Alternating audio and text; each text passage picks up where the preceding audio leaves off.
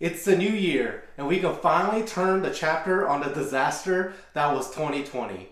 It is time to start anew and look forward to the new chapter that is 2021. And with the new year comes renewed goals and resolutions. So in this video, I will share with you guys my goals in 2021.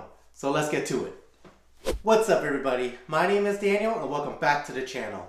If this is your first time on the channel, I'd really appreciate it if you will consider subscribing to the channel, and also if you find yourself enjoying this video, smash that like button. Before I share my game plan for 2021, I want to say that these New Year's resolutions are fun, and frankly they are kind of poetic in the fact that a new year presents an opportunity for a new you. But please keep in mind that if you want to achieve something, no matter when that, let's call it, spark hits you, whether that is now in the new year or 2 months from now or even 11 months into the new year, I just want you to go for it. I've heard too many people say, I'll wait for the new year or I will be ready then. Frankly, I've even said those things. It is hard enough to reach your goals with life constantly throwing up obstacles to be in your way. So don't arbitrarily put up another wall like waiting for the new year to slow down your own progression. At this point in my life, I'm 32 at the moment.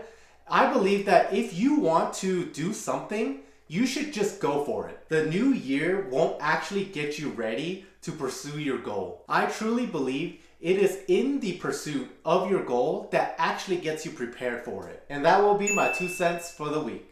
Now getting back to my plan for 2021, I'll actually go over my goals in 2 parts. I'll first go over how I plan to achieve my investment goal for this year. Then in the back half of this video, I will talk a little more about my personal goal going into this year. This way, those of you that only want to hear about my investment plan and goal for this year can get that right away. Although I hope that you'll still stick around for the rest of the video. So for those of you that have followed my channel for a while, you guys know that I basically used last year to trim and cut down my portfolio. So 2020 is when the framework or the skeleton of my portfolio was formed. And for the most part, the skeleton is pretty much complete, minus 2 companies that I'm still trying to sell out of. So bringing up my Robinhood portfolio, I will show you guys which companies I've kept to make up the framework of my portfolio. So looking here, you will see that I only hold 5 dividend companies, and those are Microsoft, Realty Income, Coke, Johnson & Johnson, and AbbVie. And then I also narrowed down my growth companies to 4. Well, though I want to just keep 4 companies because there are the 2 that I'm still trying to sell out of. So those companies will be DocuSign, Shopify, Lemonade, and C Limited. And then looking down here, you'll see the last 2 companies. Those are the ones I'm trying to sell out of, and they are Teladoc and Rocket Company. And to use a fitness analogy, I use 2020 to basically trim the fat from my portfolio so that in 2021, I can start building up the muscle. And to do that, I'm actually going to be taking a very high risk approach. So last year, as some of you might know, I deposited $400 a week into my Robinhood portfolio, and then I set up a recurring investment to split up that $400 to be invested every single day into 2 companies. And just looking at my portfolio, you'll see the daily executed buy orders from the recurring investments. So throughout December, you'll see that it's basically Realty Income, AbbVie every single day. And just to scroll a little quickly, you'll see that in November, same thing, AbbVie, Realty Income. And then I think I did it in October also because I did switch up my recurring investments throughout the year. So basically starting in October through December, it was only Realty Income and AbbVie. But now for this whole year, I will be having complete tunnel vision. I will be solely focusing. I will solely be focused on increasing my position in AbbVie. And to bring up my portfolio again, I'll scroll all the way down to the recurring investment page. You'll see that the only recurring investment I have turned on now is for AbbVie. So I will be using all $400 I deposit weekly and putting it all into AbbVie. And that's because my sole focus in 2021 is trying to get to 1,000 shares of AbbVie. So you'll see that at the moment, I own 548 shares of AbbVie, so I'm a little over halfway there. But still, trying to get to 1,000 shares in 1 year is gonna be a tall task. But still, that is something I am reaching for this year. So why did I choose AbbVie? Well, the answer is twofold.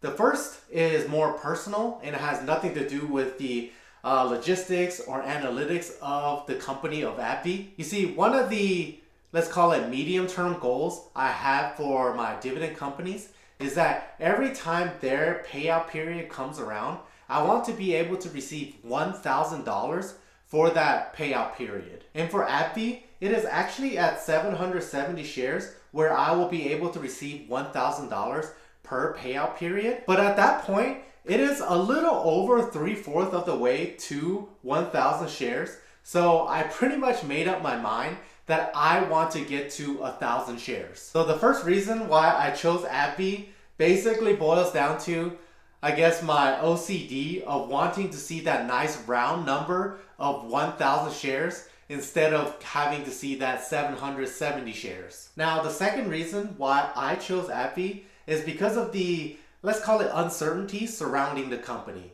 So for those that don't know, AbbVie is a pharmaceutical company that has been a favorite company to hold for a lot of dividend investors. And what's actually causing the uncertainty around AbbVie is the fact that they are about to lose the patent on one of their best-selling drugs called Humira, meaning that once the patent expires, a lot of generics are able to start flooding the market. And it is this loss of patent on Humira that is making a lot of investors nervous about buying into the company. So why am I buying?